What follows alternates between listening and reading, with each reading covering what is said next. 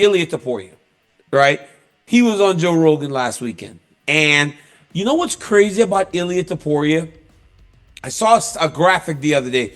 I don't know who made it. It might have been ESPN, but as I'm scrolling Instagram, it goes, last 4 interviews on Rogan, right? Khalil Roundtree did like 700 grand. Izzy, Alex Pereira, they did over $1 million. Topuria had done $1.5 million to $2 million in 2 days. In 2 days, Chael. So all we talk about in regards to Topuria, how he's a star, how people are drawn to him, that right there proved to me that it's true. Topuria did $2 million, Chael, in 2 days on Rogan. And partner, he went off. I watched that entire interview. You got to understand a couple of things. First off, Ilia Topuria is not necessarily the nice guy that the media builds him as. Turns out he's really handsome. Turns out he looks great in a suit and somebody came in and sponsored him. Ilia Topuria will get angry fast, and he is there. He is as angry as he's ever been, and it is at your teammate Islam, because Islam is not just anointing Ilia with his immersion into the division as the number 1 contender. By the way, don't you feel like a personal level of guilt? You must know what's going on. 155 has never behaved as oddly as it is right now. Our champion Islam, the only thing he wants to do is leave our division and not even be in it anymore. Ilia Topuria has entered it. All he would like is his undefeated world champion himself is a shot at this very title. Justin Gaethje might be the most popular guy. He's not aligned with anybody. Artem Lopez's name, or Artem Sarukian's name, you might as well just not say it because nobody else is. And then you've got what we believe the one and only matchup of Poirier and Max, but nobody from leadership is confirming that's happening. Partner, not for nothing, we have never seen 155 pounds with more confusion. We've never seen it with more confusion. And I got to be honest with you. It's so sad. I know nothing. It's like we talk so much, you and I. It's like maybe I've let some things slip, and I have at times let a few things. Chael, when you put a camera in front of 2 guys who love to talk as much as you and I, eventually things slip. Sometimes they slip on purpose. Sure. But right now it's like I feel guilty going to ask Islam and them for the information. You haven't asked. Why haven't you asked? Because I don't trust that I won't let something slip. It's like I know that there's a chance that it slips. I don't want to let nothing slip. And I got to be honest with you, I like being surprised. So I don't know. But the reality is this. You got a guy in Ilia Topuria who, to the world, hey, people will walk through the turnstiles to watch him. They'll buy the ticket. He's got that thing about him. The champion likes that. He wants the big fight. But the champion's saying, I'm not doing it.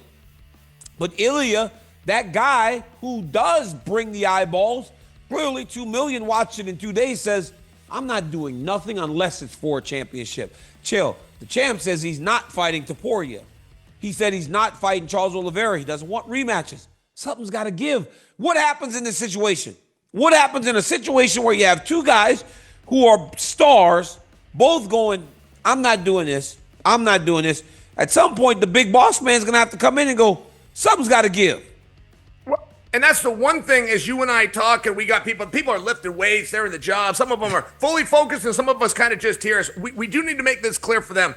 Of all of the big names that we just dropped, not one of them has actually said no yet. They've all gone to the media. They attempted to do their negotiation through the media, but not one of them has actually been called by Dana White's office and turned down a suggestion yet. And that is ultimately the litmus test. But I will tell you this, it's not going to be Ilia. And we only know that because King Khabib spoke on this. And even though Khabib was kind of just sharing a thought, once it gets printed and it gets tied to Khabib said, nothing in this world will then break that. And I also feel if they were going to give it to Ilia, they would have done it anyway. Can I tell you one lesson that I really do hope that we learned here? I'm not confident we did, but I hope that we did.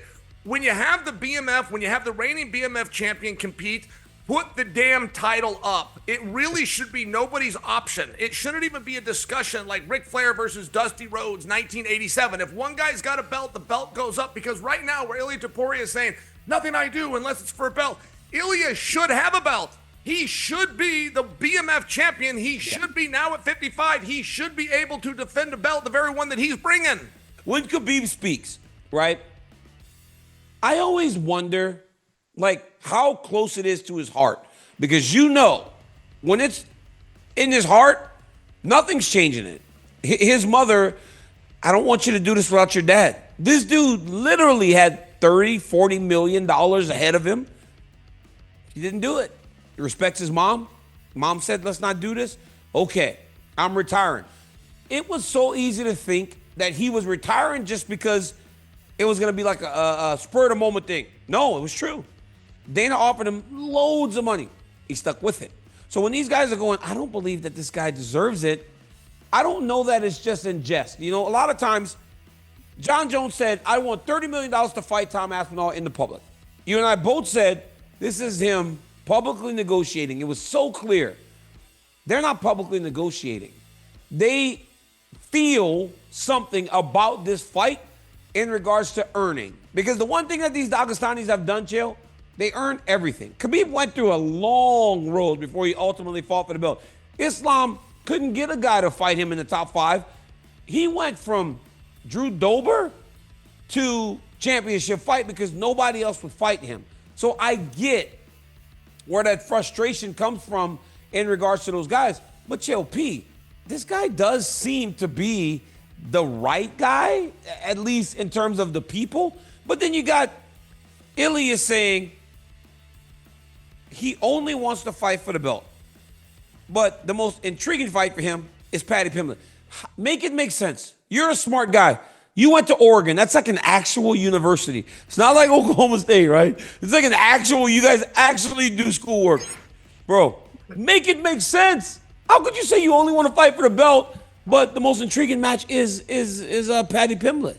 All I can do is tie these things together. Listen, we had 3 guys. All of a sudden, Paddy beats Chandler. Now he's in the discussion, and it's almost like Gaethje's been forgotten. Now one promo and Gaethje's back over. But if I could just take you back roughly a month, we had 3 guys. We had Ilia Topuria, we had Islam Makhachev, we had Charles Oliveira. For reasons unknown, Sarukian chose to take his ball and go and sit in the corner. There was going to be a little bit of a punishment for the weigh-in thing, but Sarukian went along with it. I mean, he really was quiet. So, again, 1 month ago, we've got our champion, Islam. We've got the former featherweight champion who's still undefeated, and at the time, technically was the featherweight champion. That's a discussion for another day. And then you've got Charles. So these guys start battling it out. But there was a scenario where Charles's next fight was for the title. We would just get Islam and Ilia together first and have Charles wait. At the same time, we could do Charles and Islam, and Ilia's next title fight, or next fight, could still be for the title. He was just going to have to wait. Daniel, these things don't all go together, and one hard thing about Ilia Topuria is he's not being punished and told you haven't done enough. It's not that kind of situation, or you're not ranked high enough, or the company doesn't believe in you enough. He chose to not fight for the belt. He took the belt that he would have been fitted, and he handed it back. So if the UFC already had a plan in place, in my belief, that involves Charles and Islam, and I know those plans get changed, I'm only sharing for you that Topuria is doing all the right stuff by aligning himself to be next. And if he wants to stay busy, he is a prize fighter. We don't get weekly or bi-weekly deposits into the account. You got to go out there and you got to do the fight. And if he is looking for something big that people want to see, he has found that in Paddy Pimblett. That really would make things a lot bigger. I just believe if the UFC was going to match up champion versus champion, they would have made that match when it was champion versus champion. Wants to wait till one of them is no longer a champion and then reemerge with the same idea, that would be a little bit weird. It would be. And honestly, Topuria, I don't know that you just give up your belt if you don't have a promise. And he did say that he was promised an opportunity to fight for the belt. It's a very tricky situation. Hey, Chael, but guess what, though? Topuria has a $2 million gym in his house, which has a helipad on the top of the apartment complex. I don't think he needs money. He's getting checks from Does he have the helicopter? Bro, I saw him shadowboxing on a helipad on the top of his apartment building. But not like an apartment building like in the middle of like Westland where it's like a fourplex, you know, where some of these people live. He's living in one of those apartments that look like in New York City where there's a helipad. I mean, it's unbelievable the amount of money. I asked him, I go, how do you have so much money? You haven't even defended the belt. You just got the title. You haven't even fought Max Holloway. What was his answer? I've always wondered, is it sponsors? DC. He smiles, right? He smiles. And he starts to speak to you in that voice. You know, DC. And I'm like, no, I don't know. That's why I'm asking you. DC, you know. I'm like, but I don't know. I want you to tell me. How do you have a $2 million gym when you haven't defended the belt. I've defended the belt multiple times. And my gym cost me $60,000.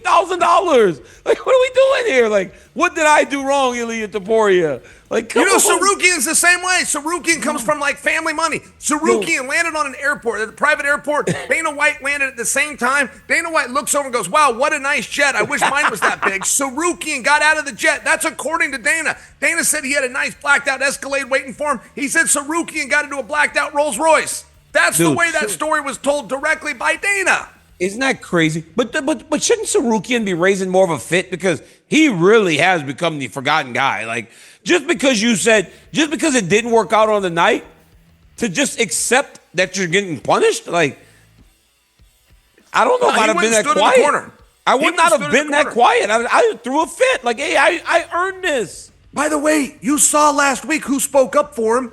Khabib out of nowhere said Sarukian should be next. And as soon as I saw that, I was like, oh, that's why he's been so quiet. Yes. He's got the blessing of King Khabib. All of a sudden, Sarukian goes from forgotten man to smartest guy in the room. I'm telling you, bro. I'd have been throwing a fit if I was Arman.